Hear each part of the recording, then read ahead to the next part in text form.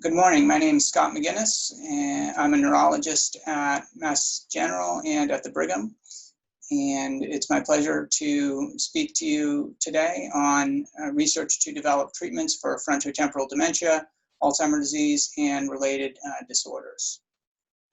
Today, I'd like to emphasize three major goals in our research that are really steps that need to be taken in order for us to be able to treat FTD, Alzheimer's disease, and really any neurodegenerative disease effectively.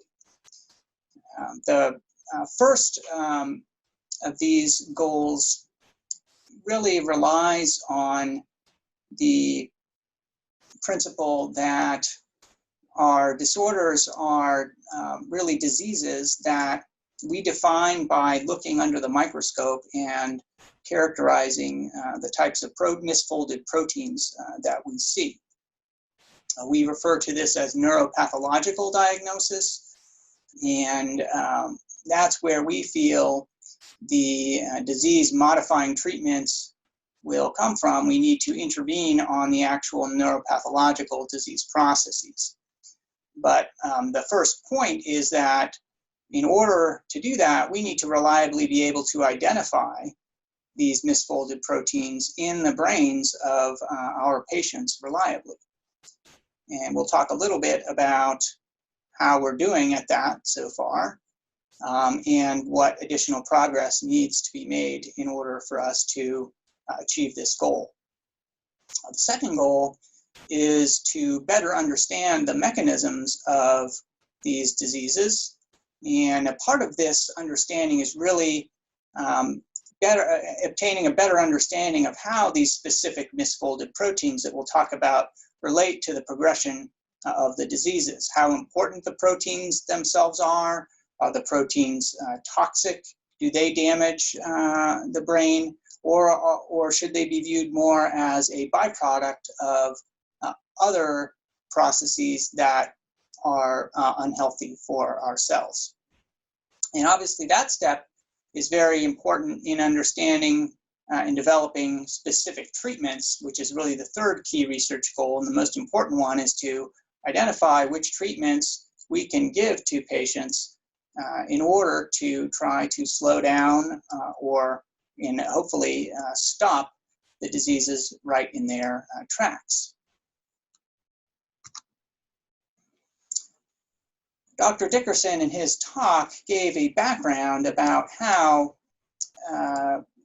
when we are encountering neurodegenerative diseases in the spectrum of Alzheimer's disease or frontotemporal dementia or disorders such as Parkinson's disease or dementia with Lewy bodies, we have different levels of a diagnosis or different aspects of a diagnosis. And a syndromic diagnosis, or a phenotype as we might call it, really refers to the specific symptoms that a person has. And that would really we would use terms such as the behavioral variant of frontotemporal dementia, or primary progressive aphasia, or more specifically, different subtypes of primary progressive aphasia, semantic variant, or non-fluent variant, or logopenic variant. There's a whole broad kind of list of identified syndromes, and rarely does a person fit kind of cleanly into one particular syndromic kind of category.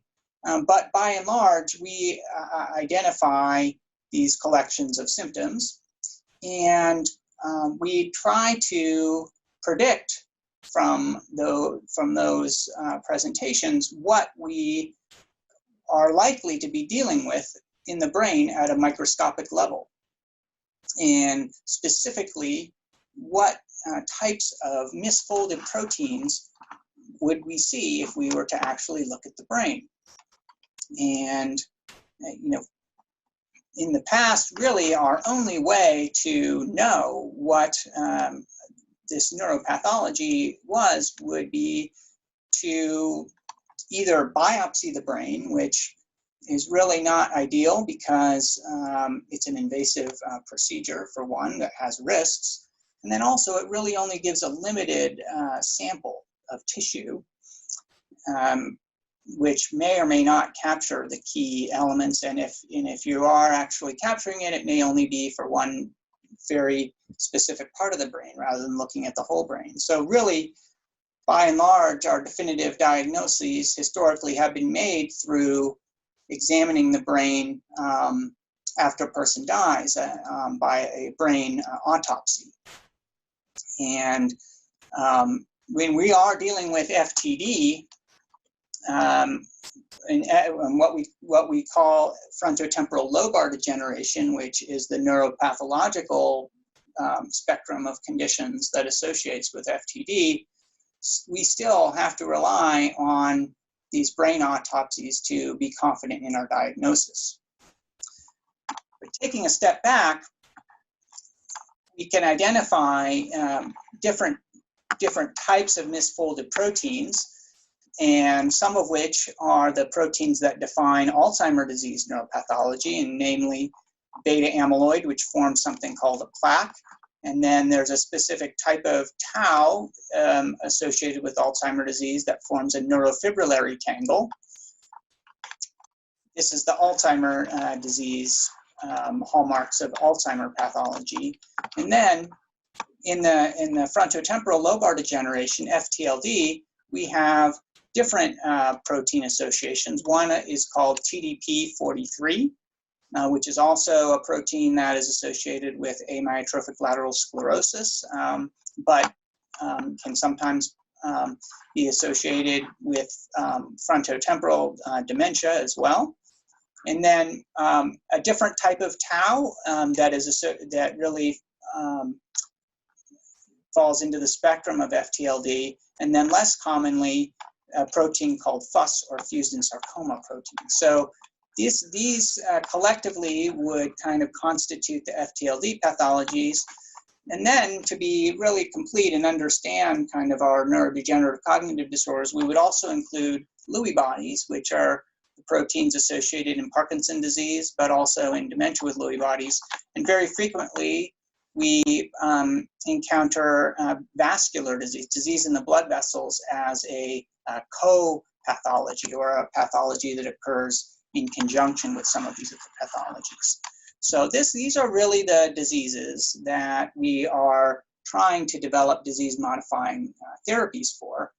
And in order to really study conditions well, and study the treatments to determine whether they're effective, we actually need to know which protein is actually present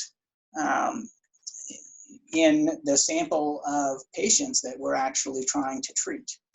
And our efforts in this vein are really much more evolved and developed in the spectrum of Alzheimer's disease, where right now we can fairly reliably detect beta amyloid through the use of PET scans or spinal fluid analysis. And we're also now much more confident in our ability to identify the Alzheimer kind of tau protein through tau PET imaging.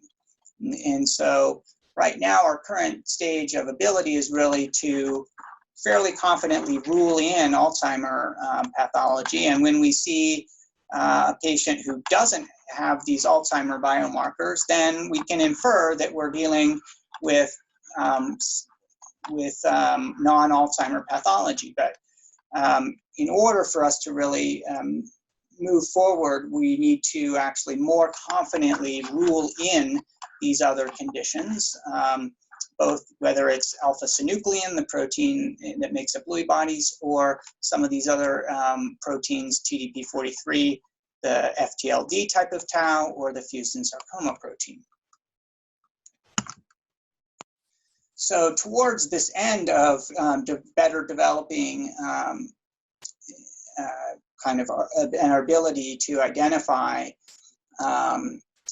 pathologies in living people, we have multiple large-scale research studies that are multi-centered, so multiple sites enrolling large numbers of peoples with the aim of developing better markers, which can either be PET scans, they can be types of other types of scans, such as types of MRI scans. It can be blood tests, it can be tests in the spinal fluid. There are a lot of different potential markers.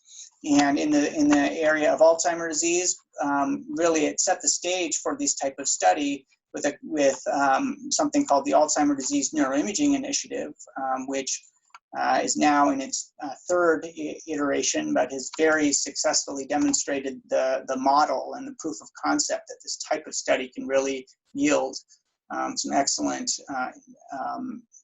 results.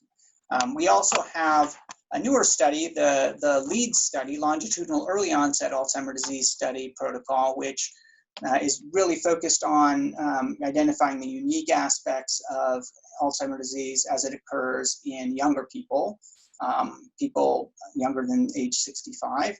And then we also have a dominantly inherited Alzheimer network, which is a study that focuses on the uncommon cases of Alzheimer's disease that occur due to a single gene mutation that is passed on multi-generation in a family. In the spectrum of FTD, we have similar studies. We have advancing research and treatment of frontotemporal lobar degeneration, or ARTFL. We have kind of the FTD equivalent of DIAN, which is longitudinal evaluation of familial frontotemporal dementia subjects. So people who, for families who have FTD, which it's more common actually to have a single gene mutation that is passed from generation to generation in FTD than it is in Alzheimer's disease. And then another study, the 4-repeat tau neuroimaging initiative, which focuses on progressive supranuclear palsy and corticobasal degeneration, which many times will present as movement disorders, but can also sometimes present as cognitive disorders, such as non-fluent progressive aphasia. So it deserves to be kind of included in the spectrum of FTLD. And then in the area of alpha-synuclein and Lewy bodies, we have the Parkinson's Progression Markers initiative. So before we delve into specific, a review of specific treatments, I wanted to just outline what the what the stages are in trying to develop new drugs. And it really starts with bench research, really understanding cellular and molecular biology. And then when we actually when we do identify potential candidates for, for therapeutics, they're first studied in animal models, and then in phase 1 human studies, which are really done to determine the appropriate dosing and to understand what the potential toxicity and side effects are. And then phase 2 studies, which are kind of smaller scale studies that are being done to evaluate the effectiveness of a drug. And then a phase 3 study would be kind of a large scale study, as large as possible, really, also to demonstrate the effectiveness. And all the while, even in these phase 2 and phase 3 studies, we're wanting to understand as well as we can what the potential side effects of drugs are. So first, I wanted to just review some of the symptomatic treatment studies for frontotemporal dementia that are ongoing. By symptomatic treatment, what we mean is that we're not really as concerned with what the underlying neuropathology is. We are more concerned with what what syndrome the patient has and what their symptoms are. So these might actually target something like behavioral variant frontotemporal dementia, kind of irrespective of what underlying neuropathology is causing it. And an example of a symptomatic treatment would be the treatments that are currently approved for treating Alzheimer's disease, such as donepezil, also known as Aricept, rivastigmine, also known as Exelon, galantamine, also known as Razidine, memantine, also known as Namenda. You know, those are all symptomatic medications. They don't target the Alzheimer proteins, but they do kind of have an impact on various neurotransmitters that might actually affect symptoms. Another example of a symptomatic treatment would be something like levodopa, aka Sinemet, for Parkinson's disease, treating the tremor and some of the motor symptoms of Parkinson's disease. What's being studied right now in FTD? Well, we've got a couple of treatments. One, intranasal oxytocin. Oxytocin is a hormone that has the impact on humans to kind of promote our social kind of affiliation and bonding. And so it is being treated, it's being utilized to really see if some of the symptoms of behavioral variant frontotemporal dementia might be improved. And then another symptomatic treatment is an old school mood stabilizer, lithium, which is being used in low doses to also see if some of the behavioral symptoms in frontotemporal dementia might respond to it. And then right here in our own lab, Dr. Eldiaf and others are assessing the benefits of transcranial magnetic stimulation for other types of symptoms, such as aphasia in PPA. So moving on to what's going on in the world of disease-modifying treatment studies. In FTLD, really, we have some exciting studies that are both targeting TDP-43 and then other studies that are targeting tau. One of the exciting aspects in this realm of TDP-43 is the identification of a chemical called progranulin, which is really important for the health of brain cells. And in multiple different areas, in multiple conditions in FTD, we have good evidence that having less progranulin or not enough progranulin might be an important part of the disease process.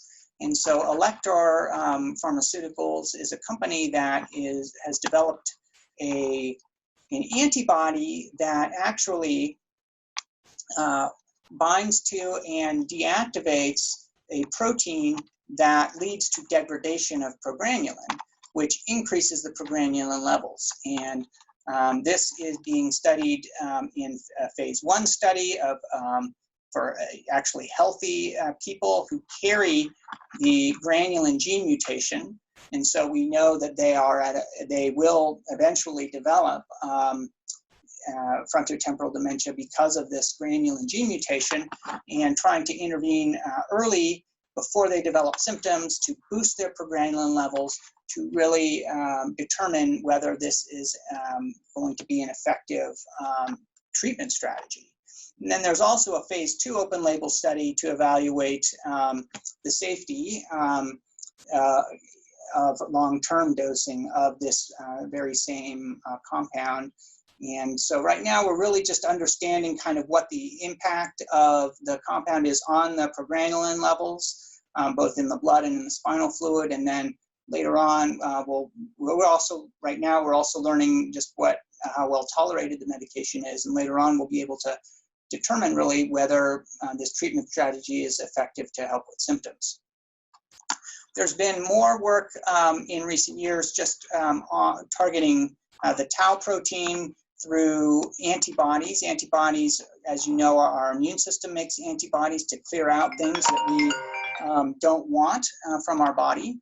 And in this case, the idea behind anti-tau antibodies is that there's evidence that tau protein might spread from an unhealthy cell to a healthy cell and then actually make the healthy cell unhealthy. And that might be one of the mechanisms by which these diseases progress.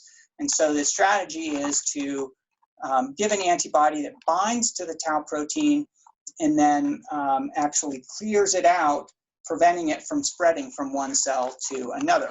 And this has been most extensively studied in progressive supranuclear palsy, in part because we know that in almost everybody who has that PSP syndrome, we know that they are likely to have the underlying PSP tau pathology. And so right now, we're learning more about how some of these antibodies work in PSP. I wanted to talk a little bit about Alzheimer's disease as well, because some of you may have heard that there's some news that one of the drugs that's actually an antibody against the beta amyloid protein is going to be reviewed by the Food and Drug Administration. This is a drug called aducanumab.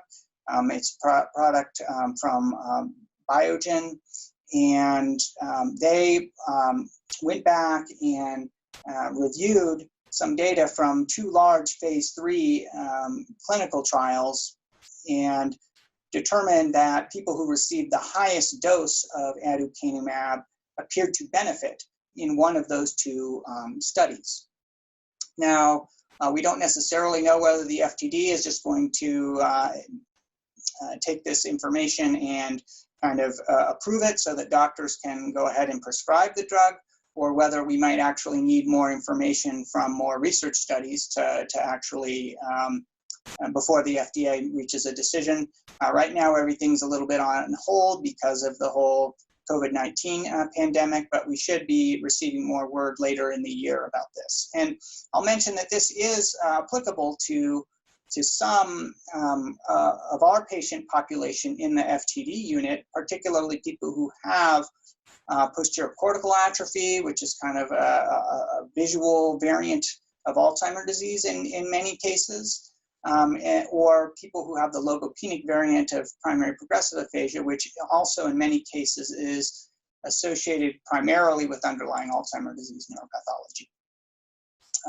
I'll also mention that there are multiple phase 2 studies of anti-tau antibodies, similar to the antibody that I mentioned in reference to the PSP on the previous slide.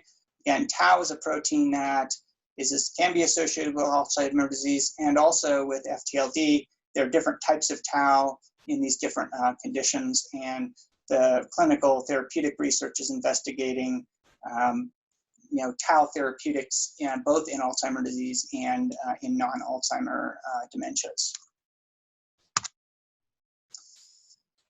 So finally, I wanted to kind of just mention that there is a complexity to these diseases, which is likely the main reason why it hasn't been so straightforward just to develop better treatments than the ones we have. And I think that though we are hopeful that targeting these specific misfolded proteins will yield therapeutic benefits, I would also say that it's fairly likely that there are additional mechanisms at play, and that we'll have to target those mechanisms in order to be successful.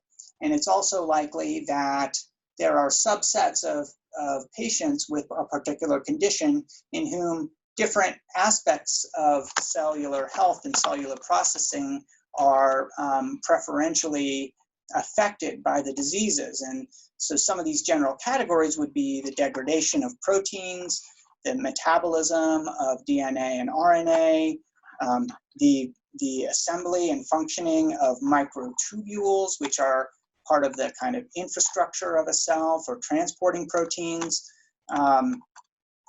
Also, the mitochondria, which is very important for producing energy. And then the lysosomal trafficking, which is really part of this process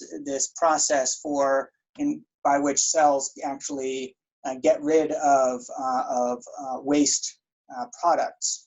And so what we're hoping is that as we gain more knowledge about how genetic and environmental factors interplay to actually cause disease, we'll be able to have therapeutics that preferentially target whatever aspects of cellular processing are disrupted. in our patients in a way that is very precise. That's what I think the future will hold.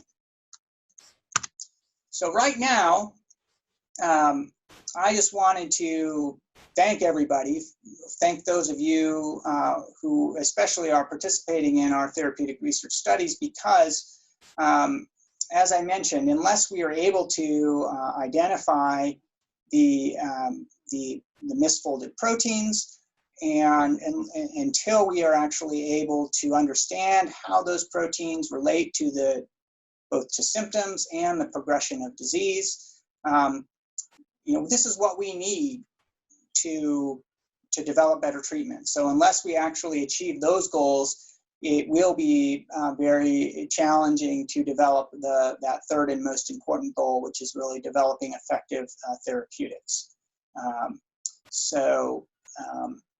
With that, I will conclude, and I look forward to hearing any questions during the live session. Thank you.